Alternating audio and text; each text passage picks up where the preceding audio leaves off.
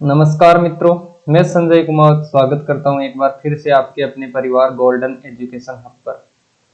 कल मैंने आपको बताया था भाई कक्षा 10 के विद्यार्थियों के लिए मैं लेकर आ रहा हूं मौर्य साम्राज्य, जो कि इतिहास का एक महत्वपूर्ण पार्ट है। इतिहास का एक महत्वपूर्ण पार्ट है मौर्य साम्राज्य। एग्जाम की दृष्टि से बहुत महत्वपूर्ण, विद्यार्थियों को समझने में दिक्कत होती है क्योंकि कक्षा 10 के बच्चों के लिए इतिहास विषय का अध्ययन करना बहुत मुश्किल हो जाता है। अगर आप इतिहास विषय का अध्ययन कर रहे हो तो मैं आपको एक बात पहले क्लियर कर देना चाहता हूँ। भाई आप इतिहास पढ़ते हो तो आपको कई लोग भ्रमित करने वाले ऐसे मिलेंगे कि इतिहास में तो आपको राजाओं की कथाएं और उनके युद्धों का वर्णन मिलता है। भाई और राजो इं कर दियो, ये राजा की अखाणी होगी और राजो बिन मार दियो। लेकिन वास्तविकता इतिहास की ये नहीं है। इतिहास की वास्तविकता यह है, इतिहास आपको पढ़ाया जाता है आपके प्राचीन गौरव के लिए। आपके देश ने, आप जिस जगह रह रहे हो उसने प्राचीन समय में जो प्रगति की उसके बारे में, प्राचीन व्यवस्था के बारे में, प्राचीन संसाधनों के बारे में, प्राचीन राजनीति के बारे में और प्राचीन जो भौगोलिक स्थिति है उसके बारे में आपको अध्ययन कराया जाता है। प्राचीन लोगों का रहन सहन था उसके बारे में। इन सब चीजों को जानने का प्रयास हम इतिहास में करते हैं। तो सबसे पहले अगर आप ये भ्रम दिमाग में पाल कर बैठे कि इतिहास में हम राजा महाराजाओं की कथाएं ये पढ़ते हैं, तो इसको तो दिमाग से हटा ही देना। तो चलिए फिर आज की क्लास शुरू करते हैं। कक्षा 10 के लिए महत्वपूर्ण विषय है इतिहास। देखिए, इतिहास में जो प्रथम टॉपिक में लेकर आया हूं वो है मौर्य साम्राज्य।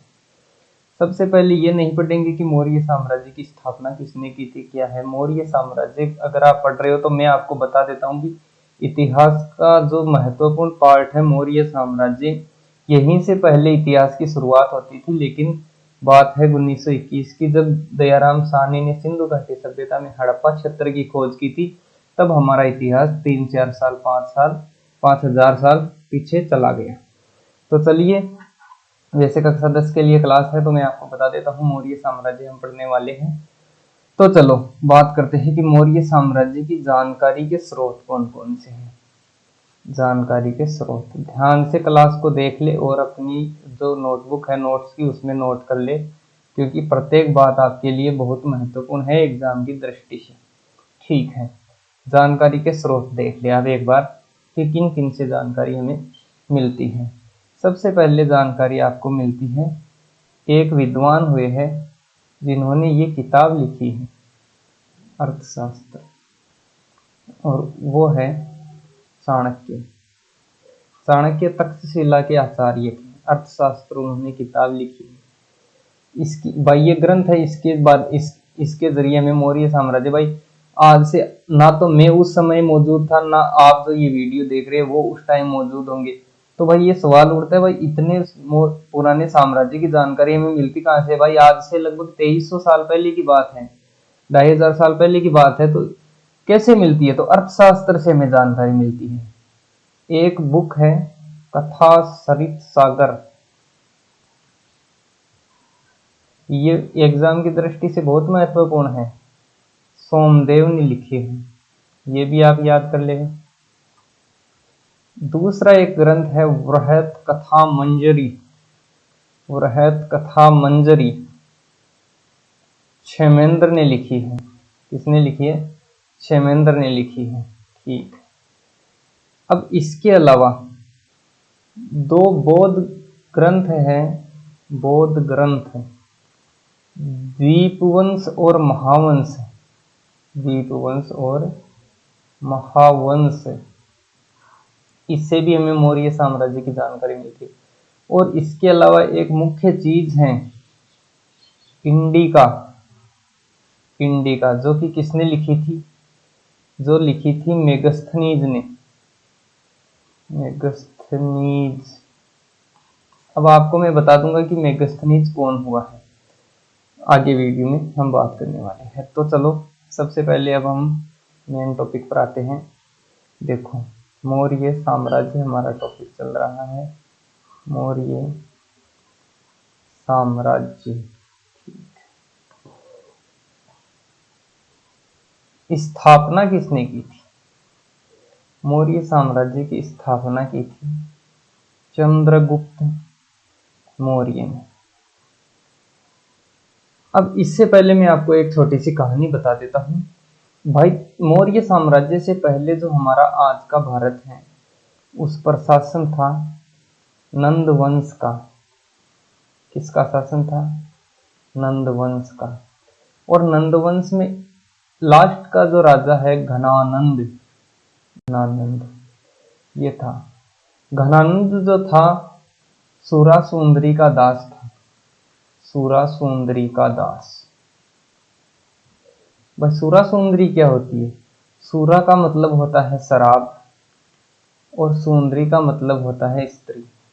भाई, राज व्यवस्था घनानंद की बहुत बुरी थी। राज्य में क्या हो रहा है क्या नहीं कुछ इसको ध्यान नहीं था। अब क्या हुआ भाई, ये आज का भारत आप देखते हो, आज का जब आप भारत देखते हो तो आपको इस स्थिति में ये मिल जाता है। ठीक है, कुछ ऐसा सा है। ठीक, ये चलो ये हो गया पाकिस्तान, ये हो गया अफगानिस्तान, बलूचिस्तान वाला क्षेत्र। उस टाइम क्या हुआ, यहाँ पर पड़ता है तक्षशिला। तक्षशिला में ही जो आचार्य है वो जो चाणक्य, उनकी ड्यूटी लगी हुई थी। इधर से यूनान से आया था सिकंदर। कौन? विश्व विजेता सिकंदर। उसने तक्षशिला को रौंद दिया पूरी तरह, मतलब उसको लूट लिया। तो जो चाणक्य है वो भागकर किसके पास गए? घनानंद के पास गए और उनसे विनती की कि आप सिकंदर के आक्रमण को रोको। तो घनानंद ने चाणक्य को अपमानित करके वहां से निकाल दिया कि भाई तू कौन होता है मुझे सिखाने वाला। तो चाणक्य ने उस समय कसम खाई थी, उस समय सौगंध खाई थी, भाई मैं तेरे वंश का सर्वनाश कर दूंगा। ठीक है, मैं तेरे वंश का सर्वनाश कर दूंगा। ये कसम किसने खाई थी उस टाइम? चाणक्य ने। हाँ, चाणक्य ने खाई थी। तो अब क्या हुआ, चाणक्य ने देखा था भाई, जब चाणक्य वापस जा रहा था उस टाइम देखा कि वहां पर कुछ बच्चे खेल रहे थे और वहां पर उसने चंद्रगुप्त को देखा जो राजा बना हुआ था। भाई, जो नकली आप खेलते हो खेल, उसमें चंद्रगुप्त राजा बना हुआ था। तो ये चंद्रगुप्त को ले गया वहां से तक्षशिला, और तक्षशिला ले जाकर इसको शिक्षा दीक्षा दी, क्योंकि इसमें राजा के संपूर्ण गुण थे। तो फिर क्या किया, धीरे धीरे चंद्रगुप्त ने सेना इकट्ठी की और 322 ईसा पूर्व, 322 ईसा पूर्व, 322 ईसा पूर्व। अब ये ईसा पूर्व का क्या मतलब है? ईसा पूर्व का मतलब ये है भाई, जो जीरो आप पढ़ते हो, जीरो से भाई मैथ में आप पढ़ते हो कि एक तरफ माइनस की संख्या होती है, एक तरफ प्लस की संख्या है। जैसे आज हम 2021 में आ गए भाई, किसी दिन हमने जीरो से शुरुआत की थी, 1 2 3 4 100 200 1700 1800 1900 और 2021 में हम पहुंच गए हैं। वैसे ही पीछे बहुत समय था, जो मान लो 322 में अगर चंद्रगुप्त राजा बना है तो ये घटता जाएगा। इस ईसा पूर्व में जीरो की तरफ बढ़ना है, फिर ईसवी आएगा तो आगे चलते जाना है। ठीक है, ये घटते क्रम में होगा और फिर वापस जीरो के बाद बढ़ते क्रम में होगा। इस चीज का आप बिल्कुल ध्यान रख लीजिएगा। तो चलो अब आए हैं हम हमारे मुख्य टॉपिक पर।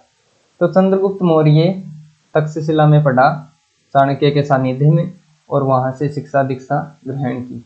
और 322 ईसा पूर्व में इसने घनानंद, जो कि नंद वंश का अंतिम शासक था, घनानंद, उसको हरा दिया। किसको हरा दिया? घनानंद को हरा दिया। देखिए, चलो देखो, अब हम पढ़ते हैं कि प्रथम जो शासक है चंद्रगुप्त मौर्य। चंद्रगुप्त मौर्य, इसका शासनकाल भाई जो आपकी किताब में है वो कुछ भी होगा, लेकिन एग्जैक्ट मैं आपको बता देता हूँ, 322 ईसा पूर्व से 298 ईसा पूर्व तक इसका शासनकाल रहा है चंद्रगुप्त मौर्य का। इसने घनानंद को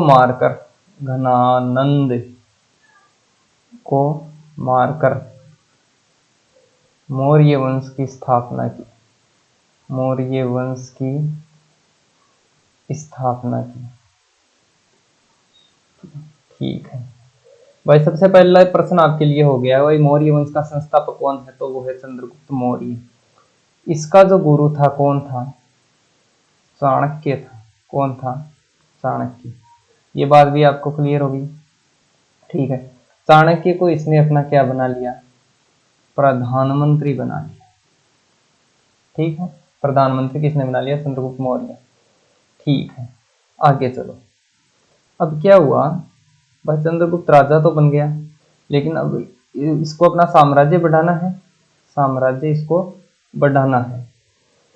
तो चंद्रगुप्त ने क्या किया? 6 लाख की सेना लेकर उत्तरी भारत पर चढ़ाई की, उत्तरी भारत पर चढ़ाई की और समस्त उत्तरी भारत को इसने जीत लिया। ठीक है, चंद्रगुप्त मौर्य हम पढ़ रहे हैं, उत्तरी भारत पर चढ़ाई की, समस्त उत्तरी भारत को इसने लूट लिया। अब एक मुख्य बात मैं आपको पढ़ा देता हूं, 305 ईसा पूर्व का युद्ध, ये युद्ध उस टाइम हुआ था चंद्रगुप्त मौर्य, और युद्ध कौन कौन के बीच हुआ? चंद्रगुप्त मौर्य और हुआ था सेल्यूकस निकेटर, ये इसका पूरा नाम है, सेल्यूकस निकेटर। सेल्यूकस निकेटर कौन था? ये सेनापति था सिकंदर का, और इसको भारत के समीपस्थ प्रदेशों का गवर्नर सिकंदर ने नियुक्त कर दिया था। सेल्यूकस निकेटर और चंद्रगुप्त मौर्य में युद्ध हुआ, तो इस युद्ध में जीता कौन? चंद्रगुप्त मौर्य जीत गया, और हारा कौन? सेल्यूकस निकेटर हार गया। 305 का युद्ध है चंद्रगुप्त मौर्य और सेल्यूकस निकेटर। अब हर युद्ध के बाद क्योंकि क्या होता है? संधि होती है, जीता हुआ राजा हारे हुए राजा के साथ संधि करते हैं। तो इस संधि में क्या क्या हुआ? संधि की शर्तें आपको अगर एग्जाम में, बोर्ड एग्जाम में प्रश्न पूछ ले भाई, 305 युद्ध के बाद चंद्रगुप्त मौर्य और सेल्यूकस निकेटर के मध्य कौन कौन सी संधि हुई, तो इसके बारे में मैं आपको बता देता हूं भाई। जो संधि हुई वो आप देखिए, एरिया, अराकोसिया, जेड्रोसिया,